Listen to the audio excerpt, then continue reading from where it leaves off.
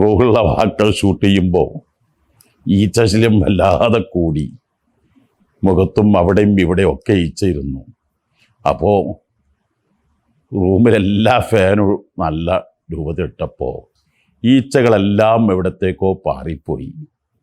എന്തെങ്കിലുമൊക്കെ പ്രാണികളെ കാണുമ്പോൾ നല്ല സ്പ്രേ അടിച്ചാൽ അതെല്ലാം മാറിപ്പോകും എന്ന പോലെ തിന്മകൾ എവിടെയെങ്കിലുമൊക്കെ കാണുമ്പോൾ അതിന് ആക്ഷൻ എടുത്ത് മാറ്റുന്നതിന് പകരം നല്ല നല്ല ശൈലിയുള്ള ഉപദേശങ്ങൾ, അത് വശ്യശൈലിയുള്ള പെരുമാറ്റങ്ങളാണെങ്കിൽ ഒന്ന് കൂടുതൽ ചേർത്ത് പിടിച്ച് കാര്യങ്ങൾ ബോധ്യപ്പെടുത്തി തിരുത്തേണ്ടത് തിരുത്തലാണ്.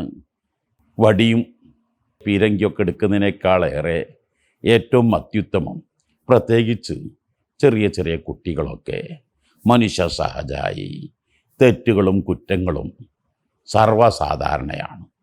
അത് ഒരു റോസാപ്പൂവാണ്. അത് കടുത്ത വാക്കുകൾ, കടുത്ത ശിക്ഷാമുറകൾ അവരെ എന്നേക്കും തകർത്ത് കളയുകയാണ്, നശിപ്പിക്കുകയാണ് ചെയ്യുക.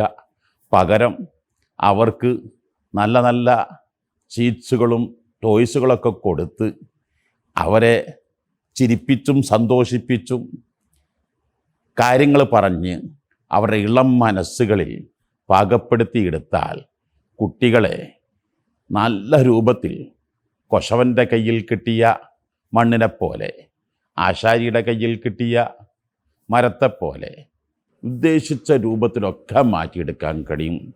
ശിക്ഷാമുറകൾ ഒന്നിനും പരിഹാരമല്ല.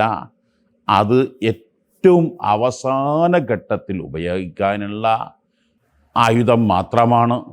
ഇത്യാദി മാർഗങ്ങളാണ് ഏറ്റവും നല്ല പരിഹാര മാർഗങ്ങൾ.